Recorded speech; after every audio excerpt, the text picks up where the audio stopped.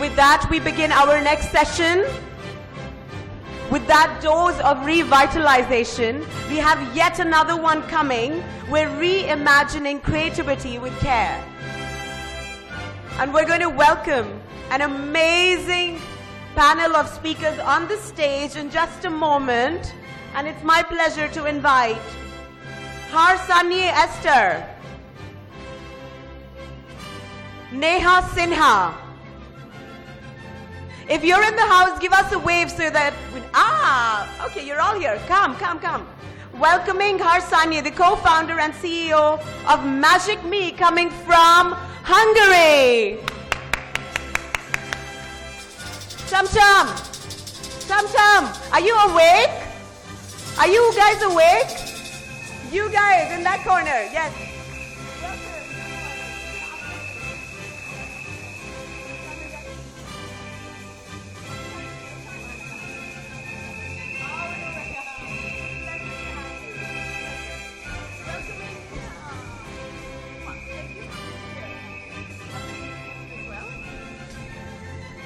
Yes, good. Keep that going. Say hello to Neha. She's the co-founder and CEO of Epoch Elder Care. Inviting Jyoti Mundra. Welcoming Jyoti, the CEO of Health Notes and the CEO and co-founder of OnAHealthyNote.com, which is an earnest effort to empower people to live a life of healthy balance.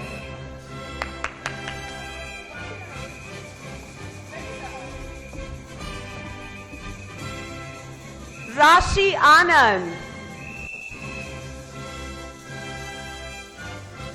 Joanne Kabuki, Neha S. Warrior,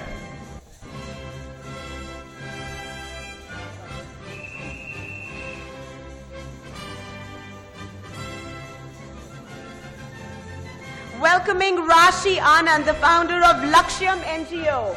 It's a pleasure to have you with us.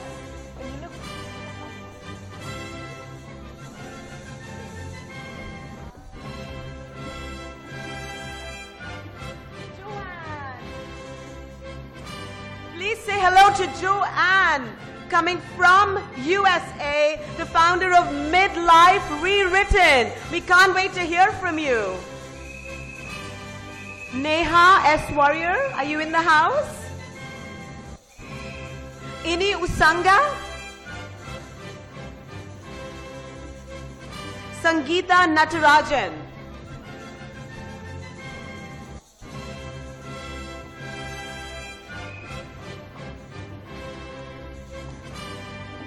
Gauri Angrish. Gauri, are you with us? No, not yet. Mamta Fomra.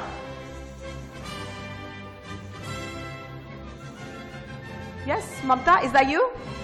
Mamta, run on over, yes. Welcoming Mamta, the designer and creative head at brand Mamta Fomra. It's an honor.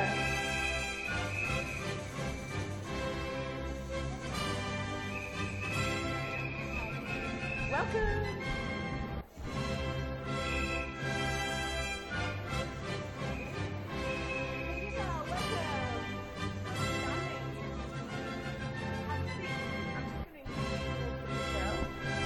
And that is the lovely Sangeeta, the founder and director of Evolve India. We can't wait to hear from each one of you, the voices from across the world.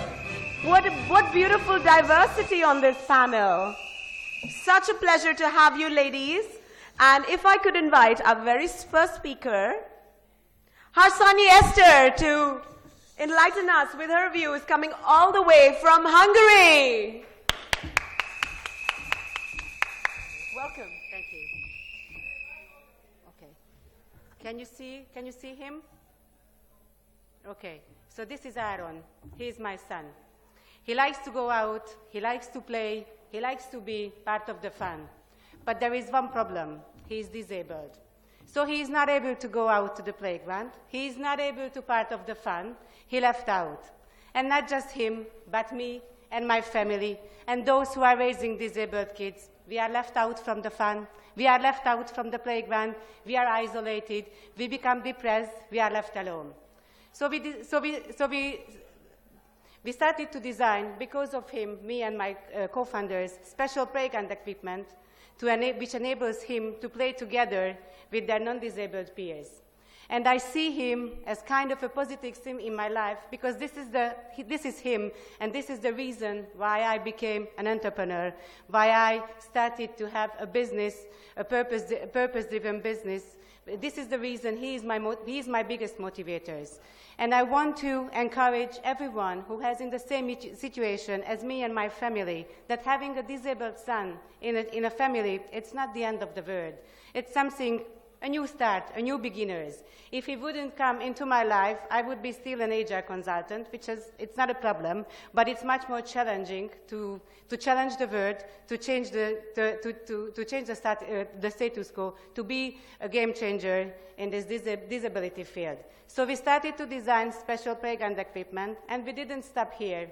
Because of him, I started to deliver special trainings for the teachers to tell them how to involve these kids into the fun. Because play matters for everyone, and if we are not doing together something for the disabled one, then they will be left out, and the world will be less tolerant. So together, we can fight for disability, we can fight for them, because alone they are not able to fight. And alone, I am not able to fight for them. So I call everyone to be an ambassador and fight for a more tolerant, for a more colorful world, not just in India, but all around the globe. That's why I came here, to spread the word that we need to stand up for disabled child, for disabled person, to offer them equal opportunities, and starting for the youngest age, like he's at the moment 8, but when I started his business, he was 2 years old, unable to do anything. So we need to start, we need to do this journey as early as possible in early education. And we need to teach teachers how to involve these kids into the fun. What can we do? Because play really matters for everyone, and we need to teach kids who are non-disabled to play with disabled kids, because normally playing with the disabled one is not so fun. But if we are able to teach them, then they will realize that how fun is to play with a disabled one. And through playing, they can learn from each other. The kids, the new generation, can develop a much colorful world. Thank you.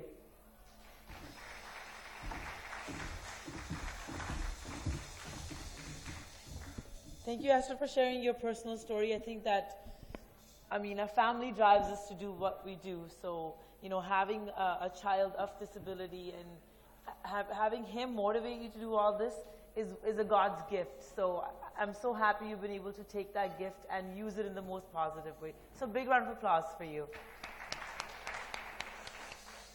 Next, I would like to invite Neha Sinha to come up on stage. She's the co-founder and CEO of Apache Elder Care. Welcome. Let's hear it for Neha. Thank you. Very good morning to all of you, and thank you to the WEF team for giving me this opportunity to share a little bit about myself. I'll keep it a little personal today and keep it as short as possible. So a large portion of my childhood, I've spent perceiving myself to be somebody who's, very mediocre, somebody who's below average.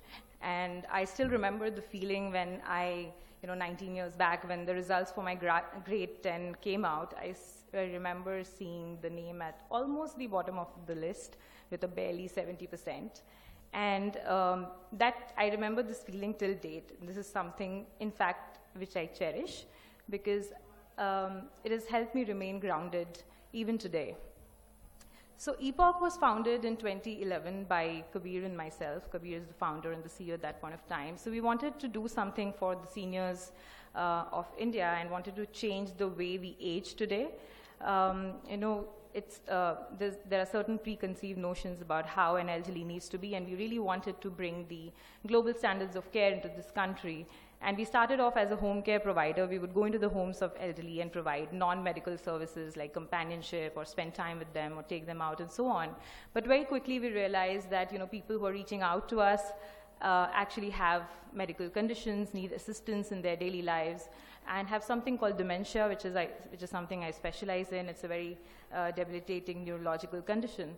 And through home care services, I don't think we were able to bring about the impact that we wanted to. And hence, we had to take a very difficult call. And in 2014, we decided to shut down the home care services and move to assisted living. So today, Epoch has assisted living homes for seniors, where people with certain medical conditions, nursing needs, or any neurological conditions come in and stay with us for life. But when this happened, I was asked to step in as the CEO. I was the operations head before that. And a number of thoughts came into my mind, and I went back again to the feeling that I had when I saw my results for class 10, because in my head, I'm a psychologist. In my head, I had all these barriers about being the CEO, being an entrepreneur of a startup, and some of them were like, I don't have a management degree, I hate number crunching, I don't even have business skills, the fact that I was 27 and my gender, all of it seemed like a barrier to me. And I just told myself that, I have to kind of do this role if I have to fulfill my vision. Then so be it. So I would just like to kind of summarize with, I had lots of learnings in the last 5 years that I've led this organization, but 2 key learnings that have really, really stayed close to my heart is, one of them is that, it really boils down to how you perceive yourself.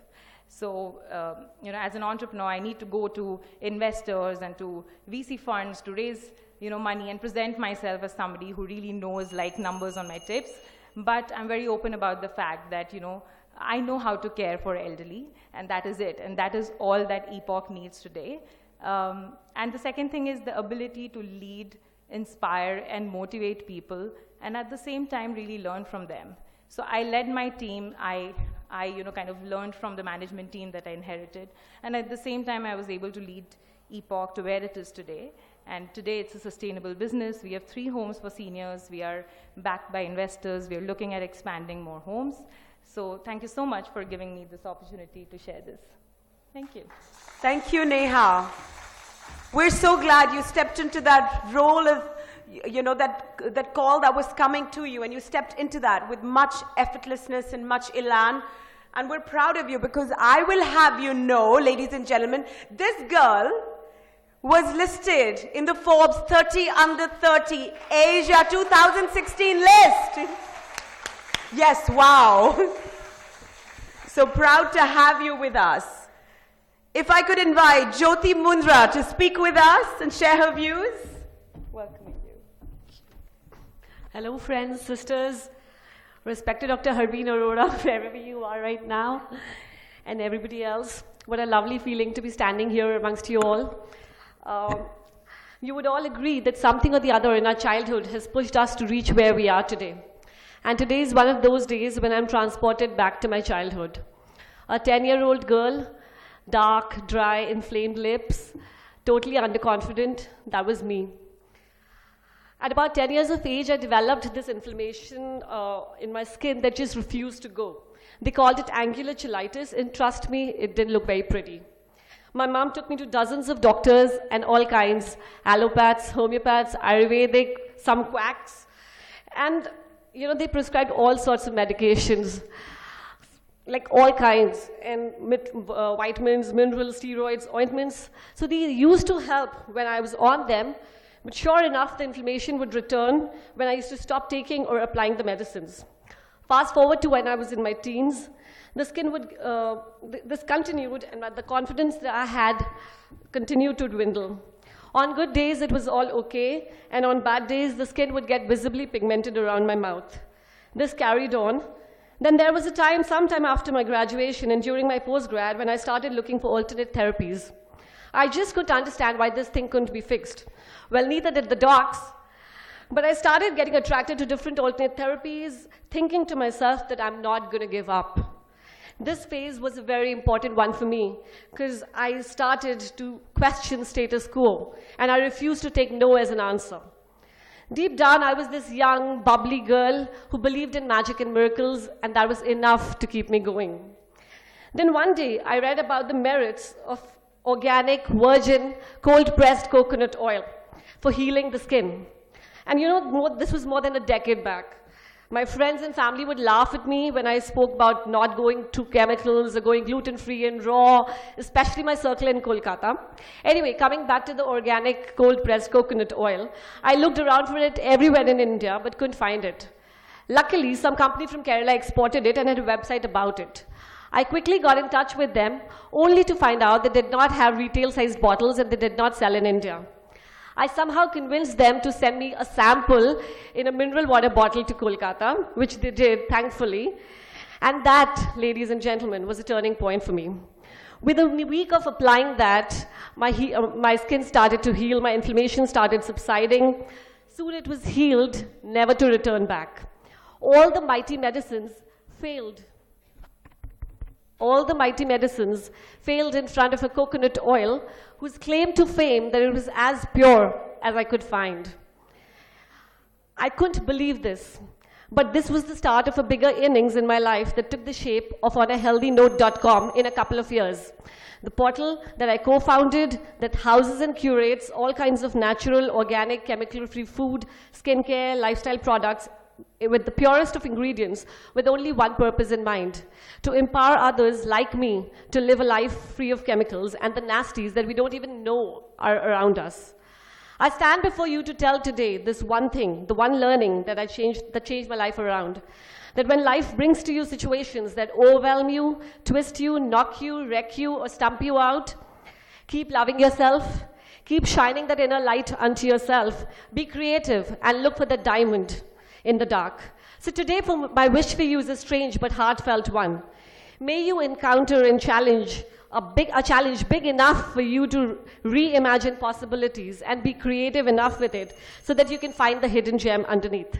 This creativity, while you care for yourself and others, will bring to you the breakthrough moment of your life, just like it brought about On a Healthy Note for me.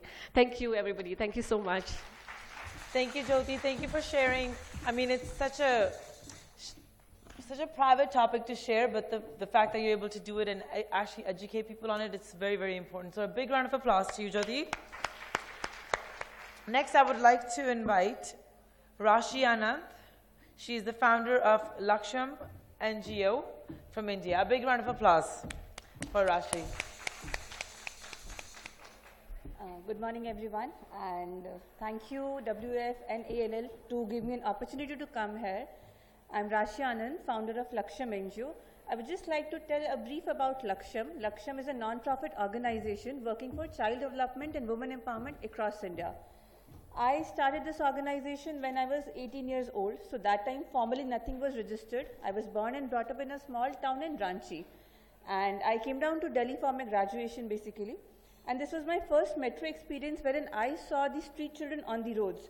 So we usually see on the traffic signals children who are begging on the streets who will come and try to sell those toys to us.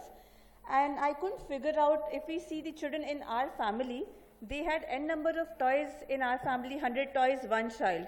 And these children would play with the empty plastic bottles, old tires, and basically the trash that we used to throw were their toys in their childhood. This was one moment that brought an initiation in me. And I started working for these children. When I started, I couldn't survive in the street, on the streets, under the roads, because the parents of these kids, they were forcing these children to go and beg on the streets. And when I said that I would like to teach these children, so they were like, you need to pay us 100 rupees per hour, because if they are studying and not begging or selling, how do you think we would eat at the end of the day? Because this is how we eat and survive. So initially 2 years, I could actually not work with the children who were on the roads. And I started working in a slum cluster in Delhi. And today we are able to work with the beggar community in Delhi, rag picker community in the Delhi, and different areas across India. We have 15 centers working with the street children and trying to empower them and bring them back to their childhood and put them to the formal education system. And I think I strongly believe by the quote, be the change that you want to see in the world.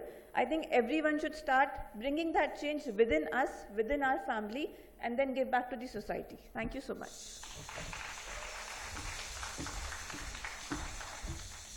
Thank you so much, Rashi, for sharing your words and your journey with us. You work under also this beautiful word, Ruh, right? Ruh. And that's how Laksham was created? Yes, so Rue, the Women Empowerment Program, I just wanted us to get familiar with this word. It's a Hindi Devanagari word which means soul. And she related that to the woman's soul and created a women's empowerment program out of it. So that's really beautiful. Thank you, Rashi, for doing the work you do. I'd like to invite Joanne Kabuki, coming from the USA, the founder of Midlife Rewritten, a certified coach helping women in midlife who are stuck in a life that no longer fits them and reinventing themselves. Thank you. Thank you. Thank you very much. It's an honor to be here. It's my first trip to India, and I'm absolutely mesmerized by the country and so appreciated all the generous kindness and hospitality that was given to me as I've had my visit here. So I'm really excited to be here. And I want to ask you, so apologies to the men who may be in the room, but we all know that it's the women that are the glue that hold this world together. And so the question is, who holds the women together? Because we spend so much of our time nurturing, tending to the needs of others, that at the end of the day, what's left for us? And that's really the message that I want to spread today, that in order to be able to do all of that nurturing, to be able to be who you need to be for your family, for your business, for your spouse, you need to be able to fill your own cup. Those of you who traveled here on an airplane, you've heard the little public service announcement, should there be any turbulence, and if the oxygen masks drop down, put yours on first so that you can help others. But the truth of the matter is, most all of us would not do that. Most women would put the mask on their child first because that's the way we're geared.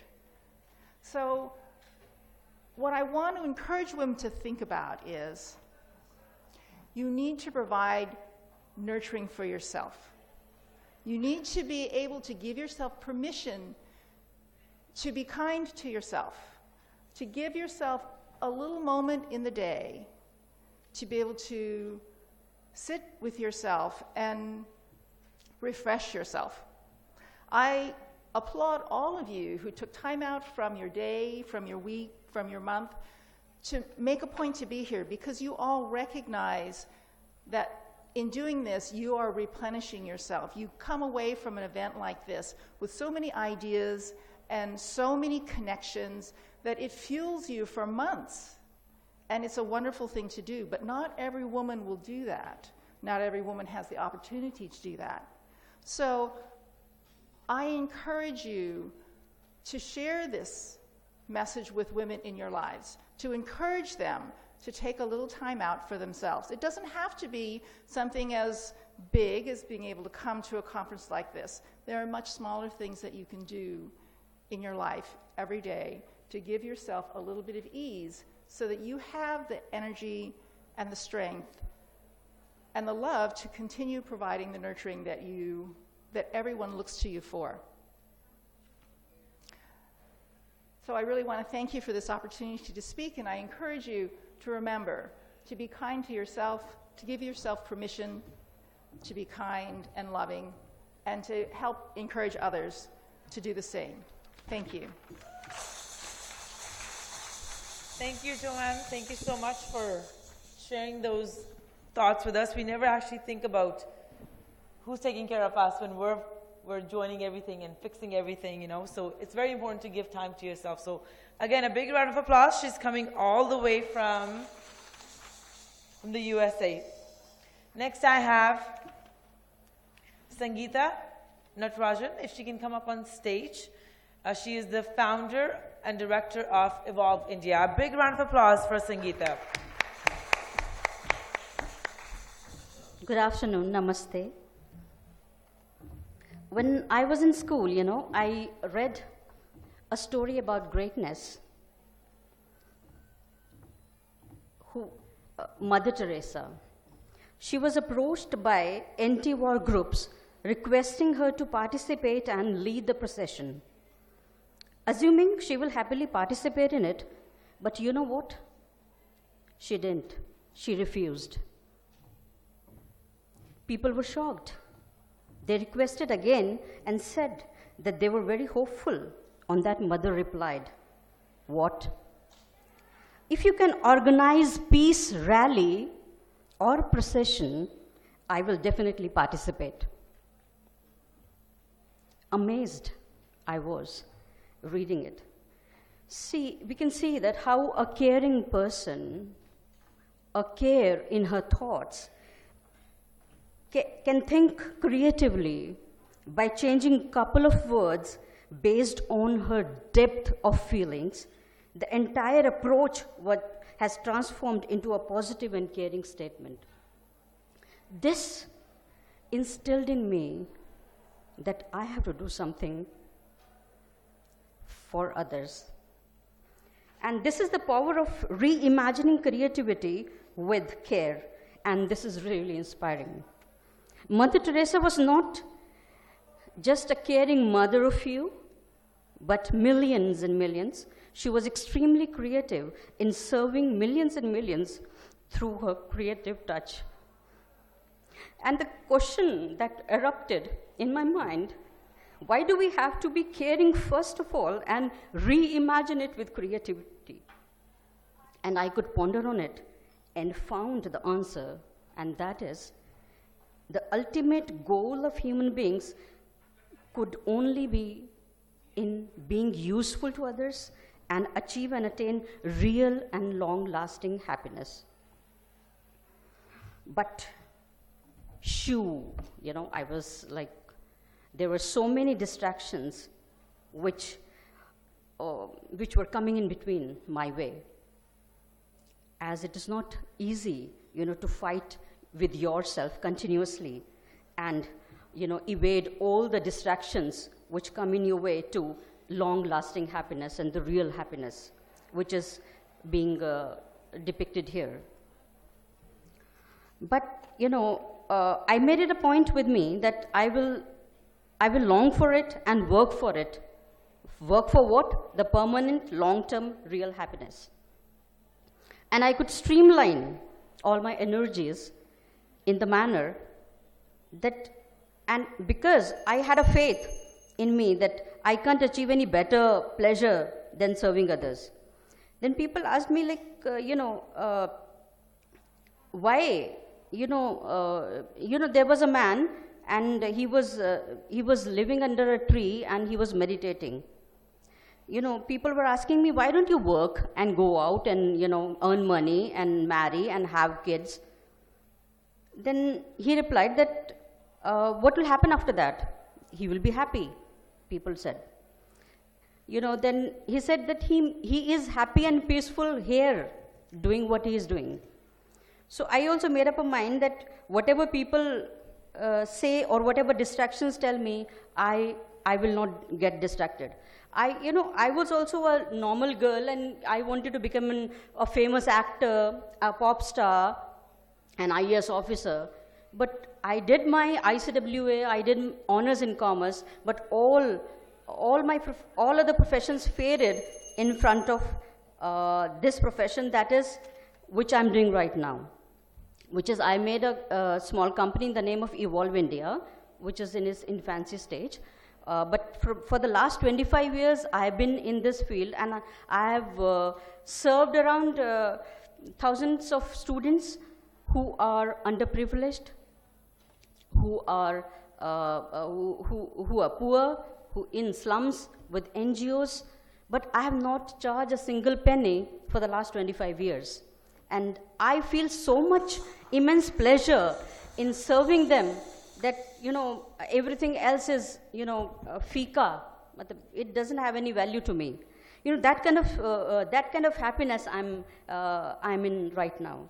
So I want to thank, I will just. So basically our purpose is not just to serve mankind, but there are 4 kingdoms in this universe.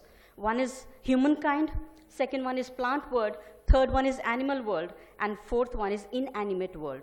To serve these all four kingdoms and bring oneness in the universe is the sole aim of a human being, you know. So I really thank you all in, you know, playing a really important role in this purpose. And I really thank, why? Because, you know, my kids asked me today in the morning, "Ma'am, Mama, where are you going?"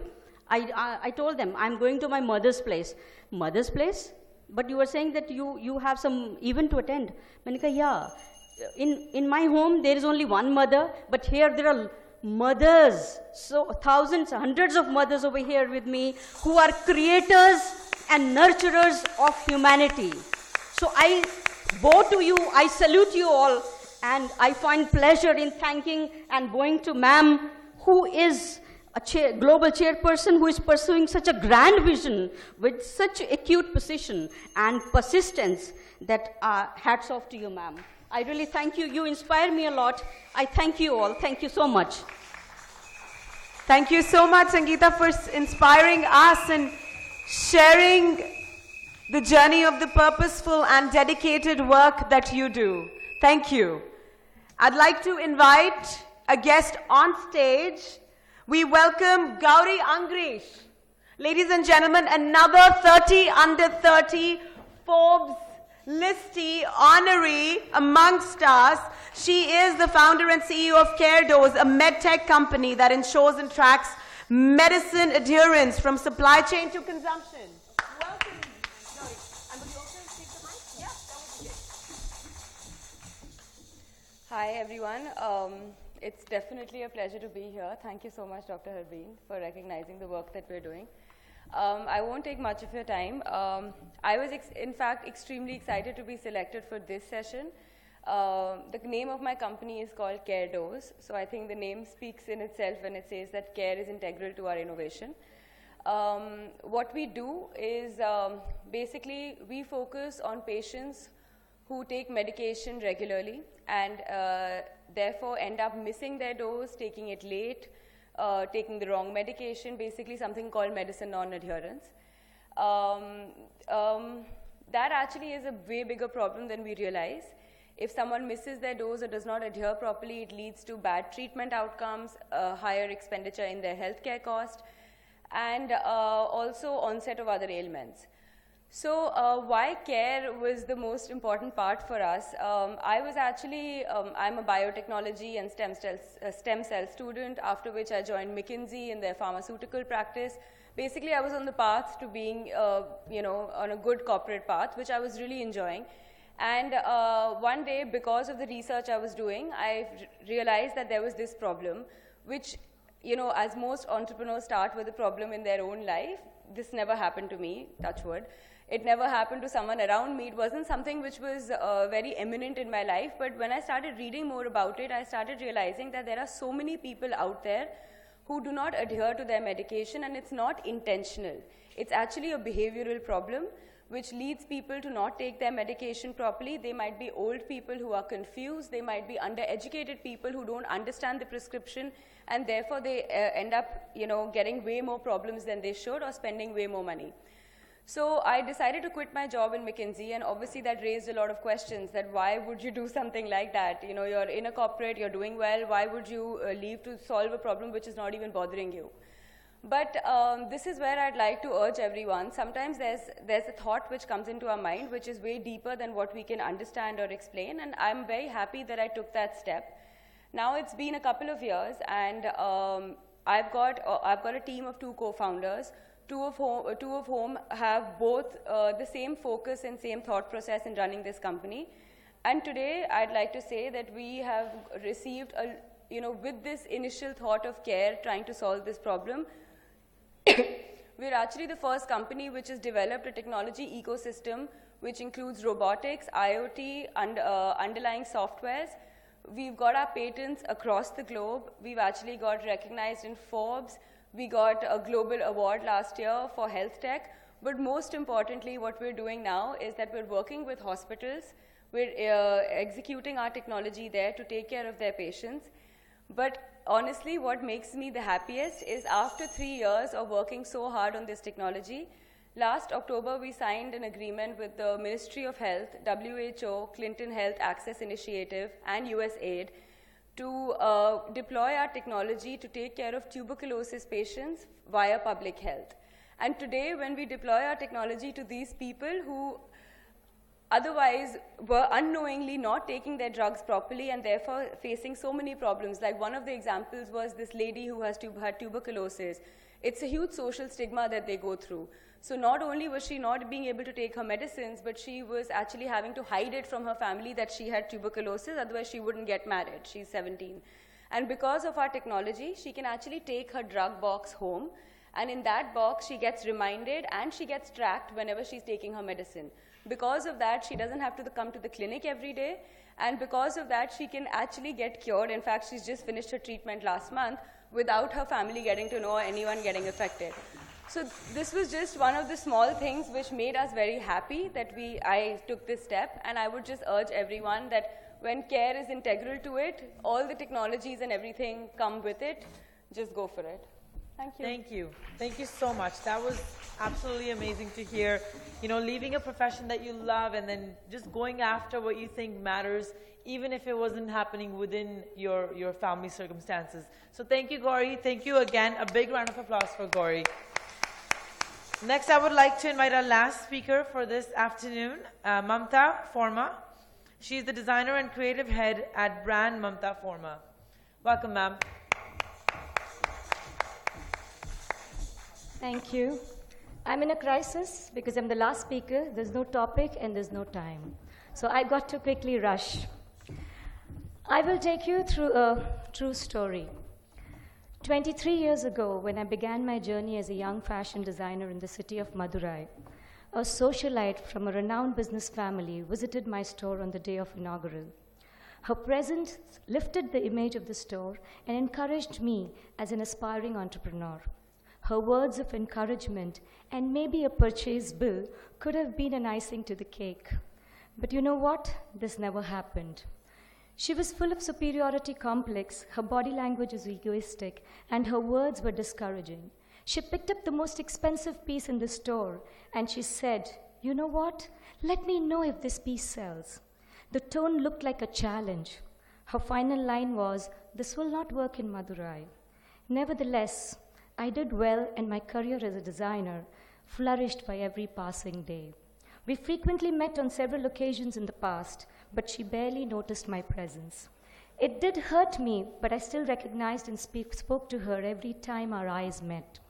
Exactly 17 years later, after her peculiar remark, one day, to my surprise, she called me for an appointment.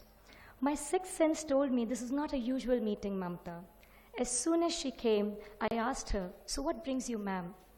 She mentioned she needed help, and this time her voice was feeble, her body language was humble, and she looked broken and lost. I immediately embraced her in my arms, and she started sobbing like a child, as if she was just waiting for me to envelop her. After comforting her, she opened up with the fact that she lost her man to a common friend whose entire wardrobe is designed by me, and that he's avoiding the wife in every possible way. He stopped taking interest at home, avoided her to company at social events, and never took her to business trips abroad, which was just the opposite of what happened earlier. Their social and physical relationship had come to a complete standstill. Thankfully, this time her purpose was not to attack me for taking people look good or making people look good, but to revamp her image so that she can outsmart the other woman to get her husband back. Well, the history of her behavior was barely in my mind. I thought I cared for her happiness. The woman in me rose to comfort her. My challenge was just not to make her look good with my creativity, but to bring her husband back to her. Trust me, I never learned this into any design school. I had to make this happen. It was a Herculean task ahead, but we had to somehow do it. They say, no, yogartava, bhogartava. Through yoga or through bhoga, somehow you do it. Which the lady in pain was sitting on pots of money. but barely used to keep herself updated. She smelled of peculiar cocktail, which smelled of a combination of shikakai, coconut, and sweat. Madurai is usually hot. Before I started on her outfits, I sent to a beautician friend of mine right here, and I told her, please give her a complete makeover. I became her friend, philosopher, and guide. We started working on her daily wear. Her husband noticed her. We went a step ahead, forwarded her with her party wear. He started taking her into public places and frequently to social events. This was another feat for her. Her nightwear was exciting to work on. We repeated the colors, cuts, and fabrics, to which she got compliments from her husband. Our policy was not to show excitement whenever he complimented. Although her heart would beat like a teenager, we would decided to stay calm and unaffected. We used every personal idea and skill, and when that was not enough, we used ideas from romantic novels and Bollywood movies. But we were not successful in bringing him close to the bed. After the husband left home every day in the morning, every detail of the conversation was discussed, from mild touch to the couple, or between the couple. My work was taken to a different dimension altogether. My relationship and the relationship was also. This roughly took 8.5 months, and the wife got smarter every passing day, but no major breakthrough was happening. One day she called me earlier than usual and wanted to meet me in the early hours of the day. The unexpected had happened, and she shared me that they made love for the first time in 6 years. I'm getting goosebumps. Love blossomed with my creativity only because I cared for the woman in pain. Care can be in many ways, more than one. And this is the way I cared for the woman who one day shooed me off. We can care too. Just be human. Thank you very much.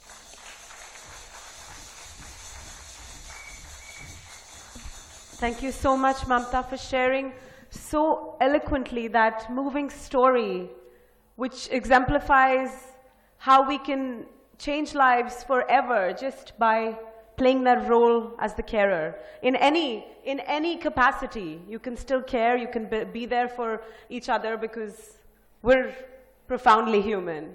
Thank you. We have amongst us another special speaker. It's my pleasure to welcome as the last speaker on this panel, Dr. Shruti Nada Podar, a wellness mentor, a vibrational healer, a musician, a poet, and a practitioner of indigenous knowledge systems. We welcome you, Dr. Shruti. Namaste. It's wonderful to be here. Not the first time. I will begin with what I know best, to give with my sound.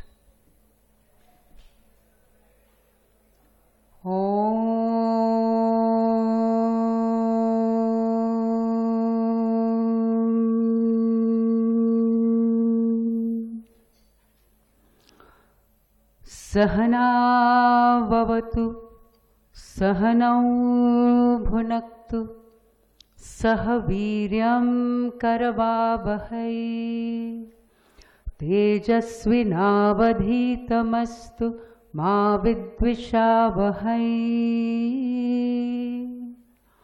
Om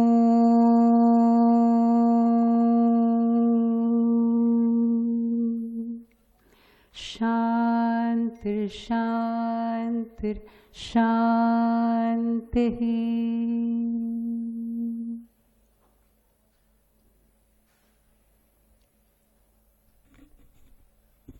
Coming together is about healing that which has been closed within us.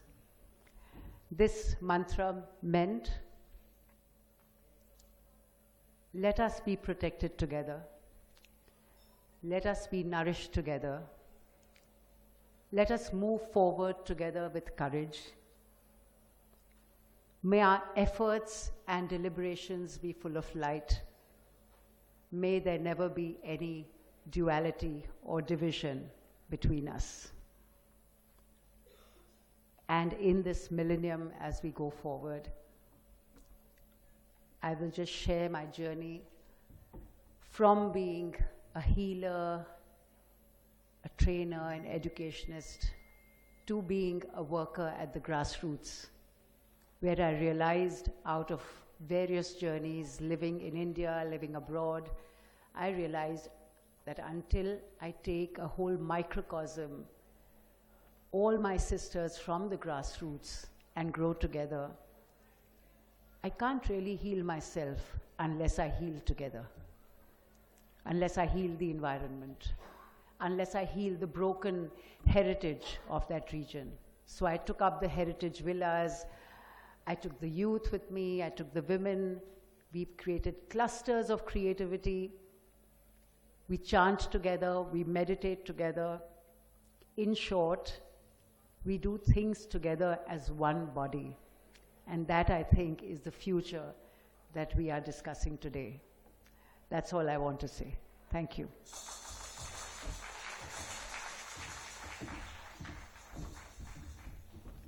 Thank you so much, Shruti, for moving us from a place of heart, from a place of soul, and you always do. We've borne witness to that fact many a times over, and there's something so profoundly moving in the way of your healing. Thank you so much. Thank you. With that, we'd like to present the awards to these beautiful ladies from across the world. I invite Dr. Harbeen Arora to give away the first award.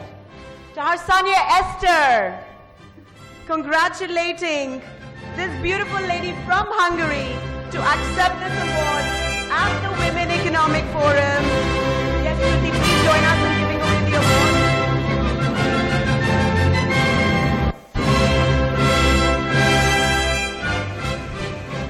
Neha Sinha, we congratulate you for this honor as the Exceptional Woman of Excellence at the Women Economic Forum 2019 in New Delhi. Jyoti Mundra, please step up and accept your honor.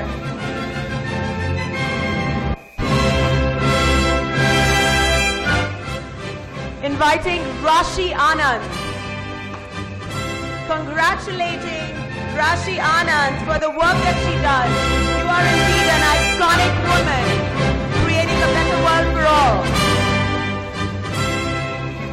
Calling upon Joanne Kabuki from the USA to accept this honor as the Exceptional Woman of Excellence.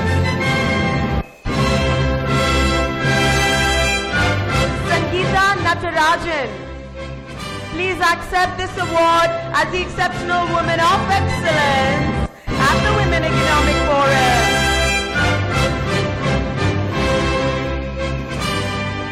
We invite Gauri Angresh to accept this honor for the body of work that you create.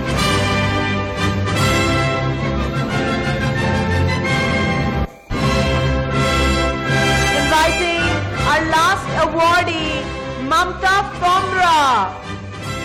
Ladies and gentlemen, please put your hands together for Mamta, the Exceptional Woman of Excellence at the Women Economic Forum. I request the beautiful ladies to step up for a group photograph, please.